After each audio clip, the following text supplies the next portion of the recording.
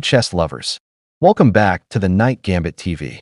Today we are looking at a famous trap from the Vienna game, Frankenstein-Dracula Variation. Even though this game lasted only 7 moves, it contains powerful tactical ideas and shows why grabbing material without understanding the position can be dangerous. Let's analyze every move carefully. Move 1. White plays pawn to e4. White immediately controls the center and opens lines for the king's bishop and queen. Move 1. Black plays pawn to e5. Black responds symmetrically, fighting for central control and opening lines for the king's bishop and queen. The battle for the center has begun. Move 2. White plays knight to c3. The queen's knight develops naturally and supports the e4 pawn. This move introduces the Vienna game. Move 2. Black plays knight to f6. Black develops the king's knight and immediately attacks white's e4 pawn. A common and aggressive response. Move 3. White plays bishop to c4. The king's bishop develops toward the sensitive f7 square. The f7 pawn is often called the weakest point in black's starting position because only the king protects it. Move 3. Black plays knight takes e4. Black's king's knight captures the pawn on e4. At first glance, black wins a pawn. However, this move enters the famous Frankenstein-Dracula variation where tactics become extremely sharp. Move 4. White plays knight takes e4. White's queen's knight recaptures the knight on e4. Material is equal again. White now has a knight centralized in the middle of the board. Move 4. Black plays pawn to d5. Excellent central counterattack. Instead of worrying about the knight, black attacks white's bishop and gains space.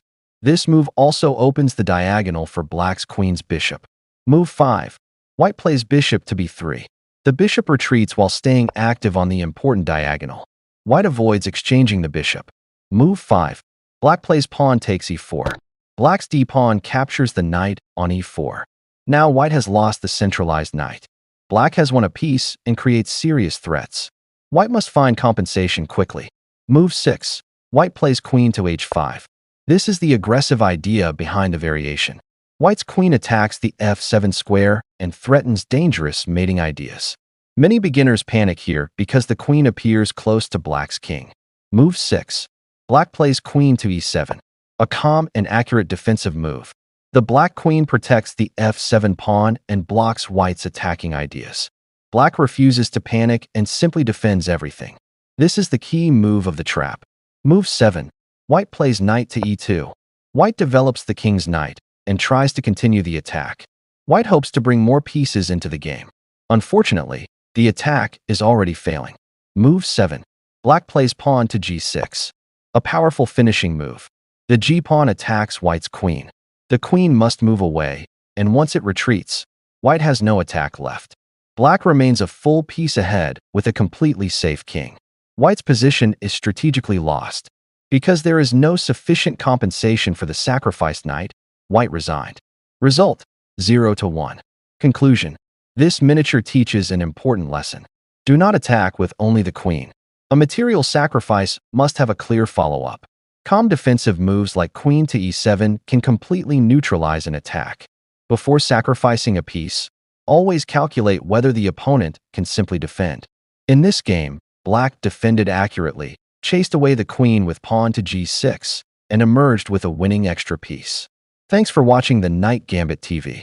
Don't forget to like, share, subscribe, and press the bell icon for more amazing chess traps, tactics, and brilliant opening ideas. See you in the next chess adventure. Let's go to the second trap. Hello chess lovers. Welcome back to the Night Gambit TV. Today we will examine a fascinating miniature from the Vienna game, Frankenstein-Dracula Variation, played between Brunel and Kong in Paris 1989. This game lasted only 9 moves, but it contains a powerful tactical lesson about king's safety, development, and queen vulnerability. Move 1. e4. White begins by moving the king's pawn 2 squares forward. This move immediately controls the central squares d5 and f5, while opening lines for the king's bishop and queen. Move 1. e5. Black responds symmetrically with the king's pawn. Black also fights for the center and prepares rapid development. Move 2. Knight c3. White develops the queen's knight to c3.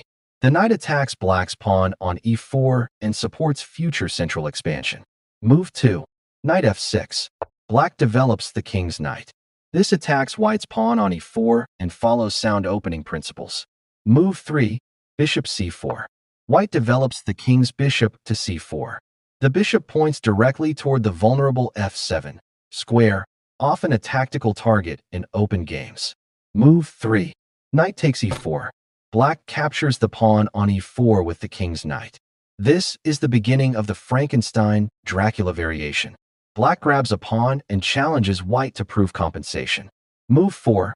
Knight takes e4. White's queen's knight recaptures the knight on e4. Material equality is restored. Move 4. d5. Black strikes in the center with the queen's pawn. This move attacks the bishop on c4 and gains space. Move 5. Bishop takes d5. Instead of retreating, white's king's bishop captures the pawn on d5. This is a very active move because the bishop remains centralized while winning a pawn. Move 5. Queen takes d5. Black's queen captures the bishop. Black wins a bishop and appears to have gained material. At first glance, black seems better because white has lost a bishop. Move 6. d3. White calmly advances the queen's pawn 1 square. This opens the diagonal for the queen's bishop and prepares future development. More importantly, white is setting a tactical trap. Move 6. Bishop f5. Black develops the queen's bishop to f5. A natural move, but black misses the danger. Move 7. Queen f3. White develops the queen to f3. This move attacks the bishop on f5 and creates tactical pressure against the black king. The queen is now perfectly placed for a combination. Move 7. Bishop g6. Black retreats the bishop to g6. The bishop stays active, but this move walks directly into white's tactical idea. Move 8. Knight f6 check. A brilliant sacrifice. White's king's knight jumps to f6 and gives check to the black king. This is the key tactical blow. Black cannot ignore the check. Move 8. G takes f6. Black's g-pawn captures the knight. The king is no longer in check, but black's kingside structure is shattered. More importantly, the move opens a fatal line against the black queen. Move 9. Queen takes d5. White's queen captures black's queen on d5. Now the tactical point becomes clear. White has won black's queen while black has no way to recover equivalent material. Black is completely lost and resigned immediately. Result: 1-0. Final lesson.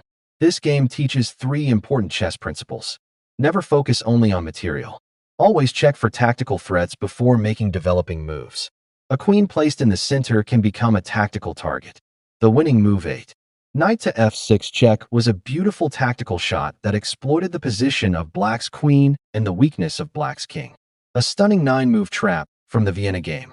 If you enjoyed this analysis, don't forget to like, share, subscribe, and support the Night Gambit TV for more chess traps, puzzles, and brilliant tactical games. Thank you so much. God bless everyone.